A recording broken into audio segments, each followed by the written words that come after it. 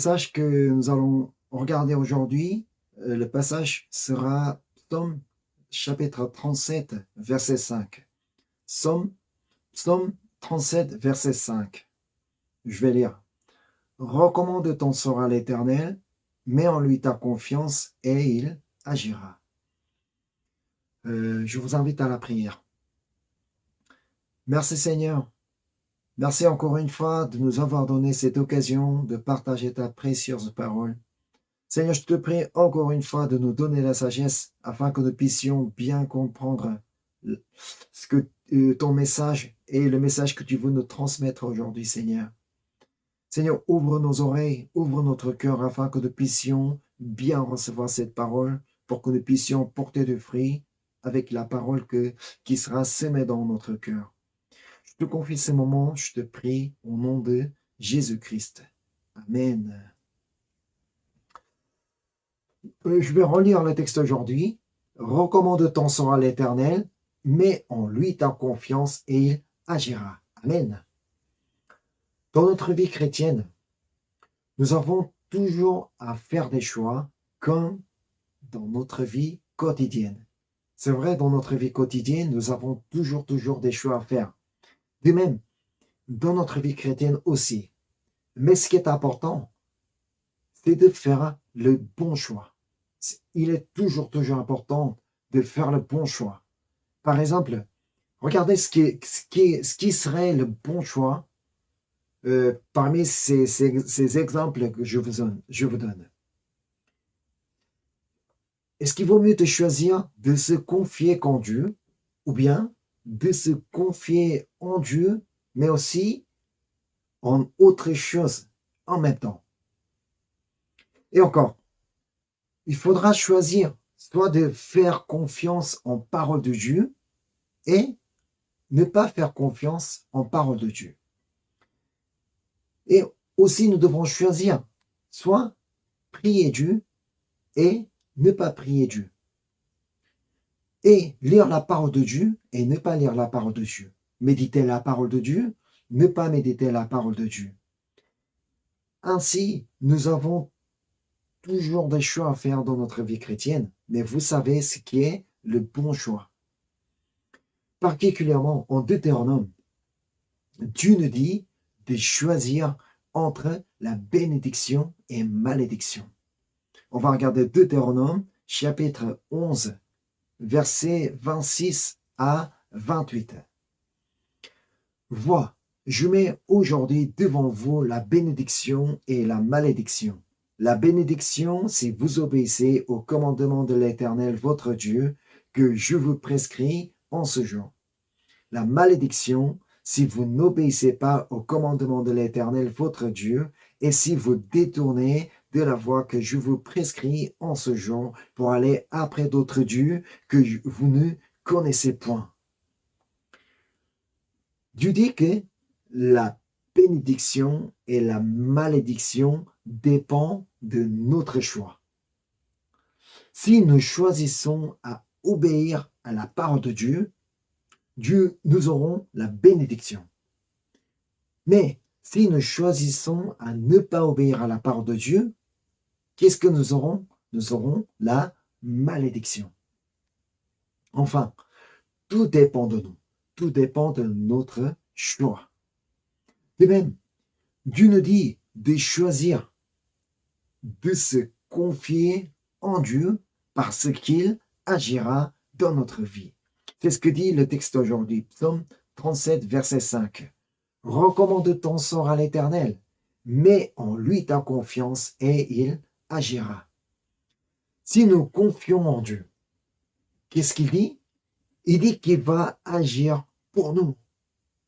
C'est la raison pour laquelle se confier en Dieu est une bénédiction pour nous. Amen. Si nous recommandons notre sort à l'Éternel, Dieu Tout-Puissant conduira notre vie et il agira dans notre vie. Donc, il n'y a pas plus grande bénédiction que ça. Donc, nous devons choisir de se confier en Dieu. Et nous devons choisir aussi de faire confiance en sa parole. La Bible dit comment ceux qui avaient choisi de faire confiance en parole de Dieu et ceux qui se confiaient en Dieu, la Bible dit comment ils ont été bénis. C'était le cas d'Abraham. Nous connaissons comment il a été béni et surtout nous connaissons bien l'histoire au moment où Dieu avait appelé Abraham. On va regarder Genèse chapitre 12, versets 1 à 3. L'Éternel dit à Abraham, va-t'en de ton pays, de ta patrie, de la maison de ton père, dans le pays que je te montrerai. Je ferai de toi une grande nation et je te bénirai, je rendrai ton nom grand et tu seras une source de bénédiction. Je bénirai ceux qui te béniront et je maudirai ceux qui te maudiront et toutes les familles de la terre seront bénies en toi. Dieu est venu dire à Abraham de quitter son pays, sa patrie et la maison de son père pour aller dans le pays que Dieu lui montrera. Il ne savait pas encore où aller exactement. Puis, il lui a dit, je ferai de toi une grande nation et je te bénirai. Je rendrai ton nom grand et tu seras une source de bénédiction. Puis Abraham choisissait. C'était à lui de choisir. Soit obéir à la parole de Dieu, soit ne pas obéir à la parole de Dieu. Si Abraham choisissait d'obéir à la parole de Dieu, Dieu allait faire de lui une grande nation et lui bénir pour rendre son nom grand. Et encore, Dieu lui a dit qu'il sera une source de bénédiction. Ensuite, il lui a dit qu'il bénira ceux qui le béniront et qu'il maudira ceux qui le maudiront et que toutes les familles de la terre seront bénies en lui. Ça a été une très grande parole de promesse. Cette parole elle-même a été une bénédiction pour Abraham. Pourtant, ce n'était que des choses qui vont se produire dans l'avenir. Pour Abraham, il ne voyait rien encore. Mais c'est quelque chose qui va arriver dans sa vie. Mais pas très sûr. Malgré tout, on peut voir qu'Abraham avait choisi de faire confiance en parole de Dieu et de se confier en Dieu. Alors qu'il n'avait pas encore d'enfant jusqu'à l'âge de 75 ans, lorsque Dieu lui a promis de faire une grande nation et une source de bénédiction, il a fait confiance en ses paroles. Alors, le verset 4 dit qu'il est parti comme la parole de Dieu. Genèse 12, verset 4. Abraham partit, comme l'Éternel le lui avait dit, et Lot partit avec lui. Abraham était âgé de 75 ans lorsqu'il sortit de Charan. Il est parti comme l'Éternel le lui avait dit, parce qu'il a fait confiance en sa parole. Cependant, ce n'était pas du tout un choix facile, parce que Abraham n'était pas seul. Il n'est déjà pas facile de partir tout seul, mais lui, il avait déjà une femme, il avait un neveu et des serviteurs qui vivaient avec lui. Tout de même, il avait décidé de partir selon la parole de Dieu, comme Dieu lui avait dit. Genèse 12, 5. Abraham prit Sarai, sa femme, et Lot, fils de son frère, avec tous les biens qu'il possédait et les serviteurs qu'ils avaient acquis à Charan. Ils partirent pour aller dans le pays de Canaan et ils arrivèrent au pays de Canaan. Personnellement, en lisant ce verset m'a fait penser à une chose. C'est que pour Abraham, il n'était pas aussi difficile pour partir. Parce que c'est lui qui a entendu la voix de Dieu. C'est lui qui avait reçu la promesse de Dieu. Dieu était venu lui parler. Donc pour Abraham, il n'était pas difficile de mettre sa foi en Dieu. Mais ce qui est important, c'est que lorsqu'Abraham a décidé de partir, tout le monde l'a suivi sans résister. Particulièrement, le fait que sa femme lui a suivi est beaucoup plus intéressant. Mais ses serviteurs, ses servantes, ils n'ont qu'à obéir à leur maître. Et c'est dit de partir, donc eux, ils devaient partir. Mais une épouse n'est pas pareille. Mais quand même, Sarah est partie avec son mari. Si vous mettez à la place de Sarah, sa femme, est-ce qu'il vous semble facile de quitter sa maison un jour à l'autre comme ça? Imaginez, si un jour son mari entre à la maison et il dit à sa femme qu'il a entendu la voix de Dieu et qu'ils devront partir tout de suite. Est-ce que vous pensez que vous pourrez partir comme ça? Oh d'accord, oui, donc on va partir tout de suite. Mais la Bible dit qu'elle n'a rien dit et qu'elle est partie avec son mari. Mais comment était-ce possible? Comment sa femme pouvait partir avec son mari sans rien dire? Il y a deux possibilités. Premièrement, parce qu'elle était une femme hyper gentille, qui est tout douce, qui est tout gentille, qui écoute bien son mari. Donc, elle était une femme qui respectait toutes les décisions de son mari, qui ne savait pas contredire à son mari. C'était une femme super, super gentille, qui écoute toujours son mari. Ça, c'est une possibilité. Et deuxièmement, parce qu'elle a cru en parole de Dieu. Lorsque son mari a transmis le message de Dieu, la promesse de Dieu, elle l'a reçu telle qu'elle a été dite. Alors, elle avait choisi de faire confiance en ces paroles de Dieu.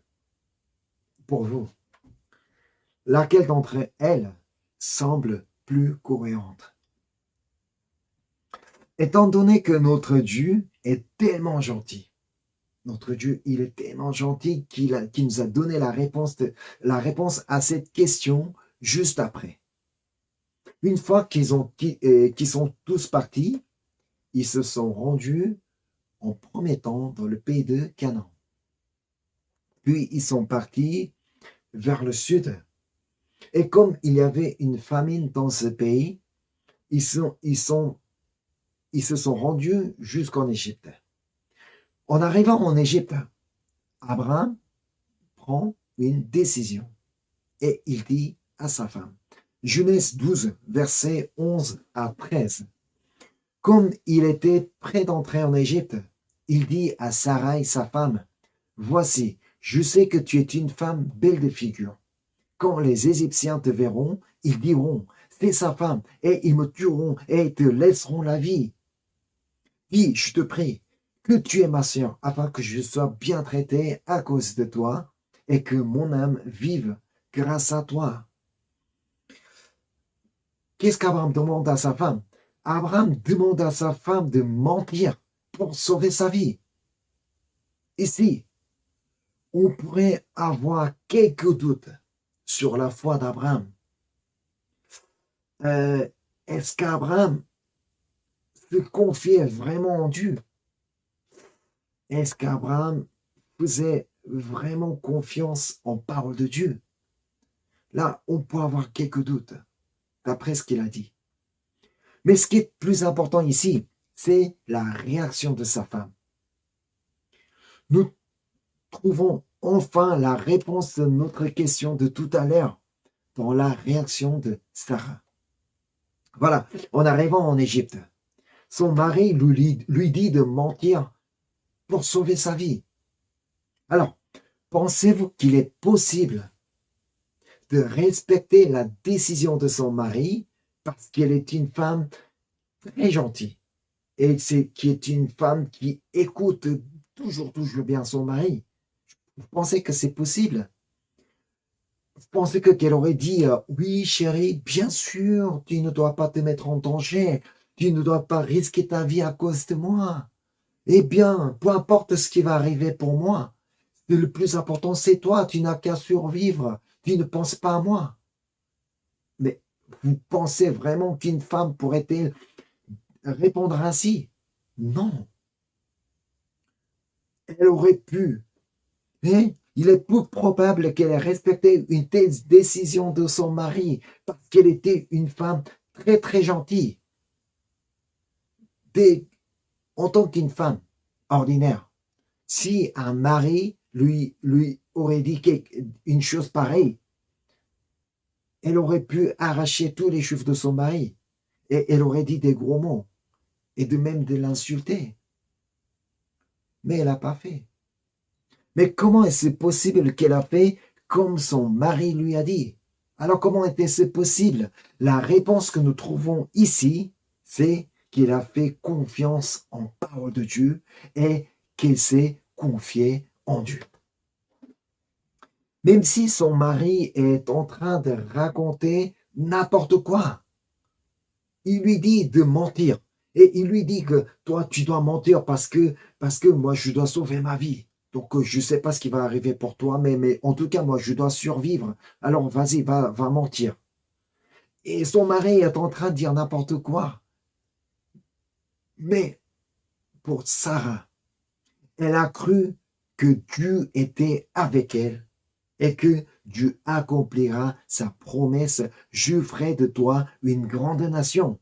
Pourquoi? Parce que elle savait que Abraham, lui seul, ne pouvait pas faire une grande nation. Il fallait que Abraham, Sarah puisse s'unir pour faire une très grande nation. C'est pourquoi donc Sarah, elle a fait confiance en parole de Dieu malgré la situation. Donc si Abraham a pu devenir Abraham tel que nous connaissons aujourd'hui, c'est grâce à sa femme Sarah. Je pense que vous connaissez l'ex-président des États-Unis, Bill Clinton. Un jour, le couple Clinton se rendait à Chicago, parce que c'était la ville de l'enfance. Leur limousine s'arrêtait pour prendre de l'essence dans une station d'essence. Et là, le pompiste reconnaissait Hilary. Il lui a dit, tu te souviens de moi? Nous sortions ensemble au lycée. Les Clinton, après avoir fait le plein, la limousine repartait et Bill a fini par dire, chérie, je suis sûr que tu ne regrettes pas d'avoir quitté ce garçon. Alors Hilary demande pourquoi. Bill répond, parce qu'il est pompiste et moi, ton mari est président des États-Unis.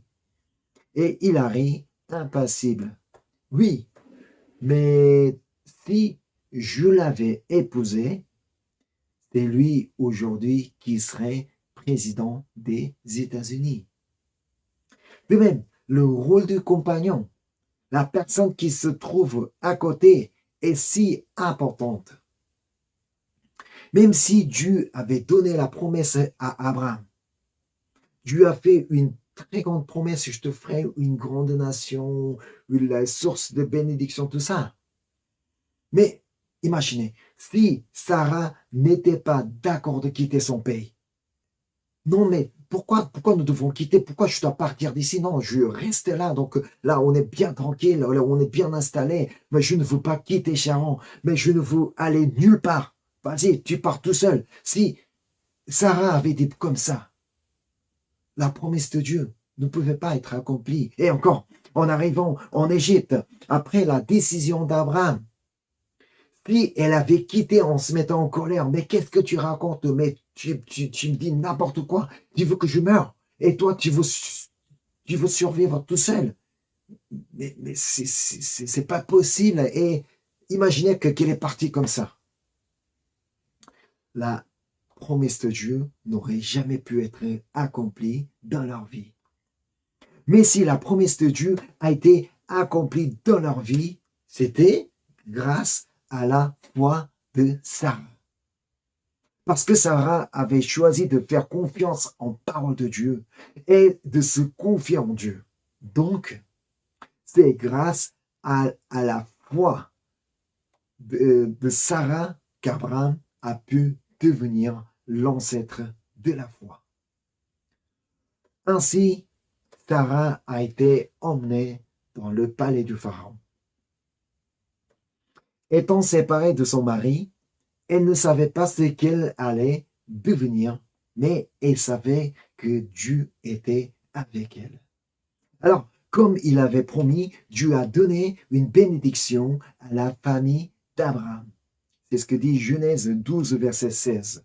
Il traita bien Abraham à cause d'elle, et Abraham reçut des brebis, des bœufs, des ânes, des serviteurs et des servantes, des ânesses et des chameaux.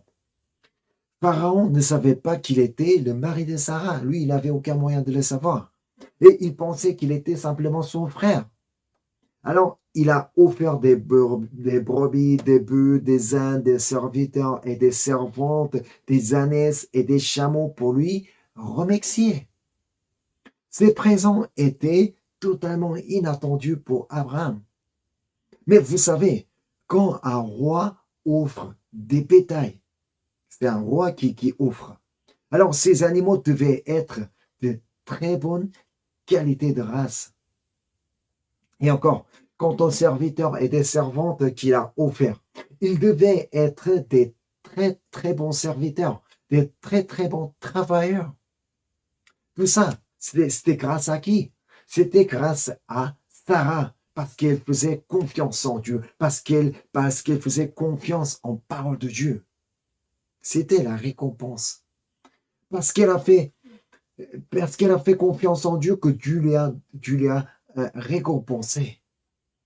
C'est après que Dieu protège Sarah. C'est ce que nous pouvons voir en Genèse 12, 17. Mais l'Éternel frappa de grands plaies Pharaon et sa maison au sujet de Sarai, femme d'Abraham. Là, c'est très intéressant parce que Dieu aurait pu protéger Sarah dès le moment où Pharaon a voulu l'emmener dans son palais. Mais il n'a pas fait. Il a attendu jusqu'à ce que Pharaon leur offre ses cadeaux. Mais c'est juste après que Dieu a protégé Sarah. C'était donc le plan de Dieu pour récompenser la foi de Sarah. Finalement, Sarah retourne dans les bras d'Abraham, et ils quittent ensemble l'Égypte après avoir obtenu de très grands cadeaux, après avoir obtenu une bénédiction. Je voudrais que vous puissiez aussi, comme Sarah, vous confier en Dieu et faire confiance en sa parole malgré la situation où nous nous trouvons actuellement. Psaume 115, verset 11. Vous qui craignez l'Éternel, confiez-vous en l'Éternel. Il est leur secours et leur bouclier. Amen. Sachez que Dieu sera le secours et le bouclier pour tous ceux qui choisissent de se confier en Dieu. Et il agit pour ceux qui ont choisi de se confier en lui. Amen. C'est ce que le texte aujourd'hui nous dit. Psaume 37, verset 5. Recommande ton sort à l'Éternel, mets en lui ta confiance et il agira. Amen. Dieu agira pour ceux qui recommandent son sort à l'Éternel et pour ceux qui mettent en Dieu sa confiance. Une autre version de Bible traduit qu'il fera le nécessaire. C'est-à-dire, il fera le nécessaire pour ceux qui recommandent son sang à l'Éternel et pour ceux qui mettent en Dieu sa foi. Dieu fera le nécessaire pour vous. Amen. Nous ne savons pas exactement ce qu'il va faire, mais comme Dieu nous connaît mieux que nous-mêmes, il fera ce qui est vraiment, vraiment nécessaire pour nous. Quand il nous faudrait le refuge, il sera notre refuge. Quand il nous faudrait la consolation, il nous consolera. Quand il nous faudrait l'encouragement, il nous encouragera. Quand il nous faudrait la force, il nous fortifiera. Quand il nous faudrait la guérison, il nous guérira. Amen. Et il fera le nécessaire pour vous. Et encore, le 1er Samuel, chapitre 3, verset 18, traduit ainsi. 1er Samuel 3, 18.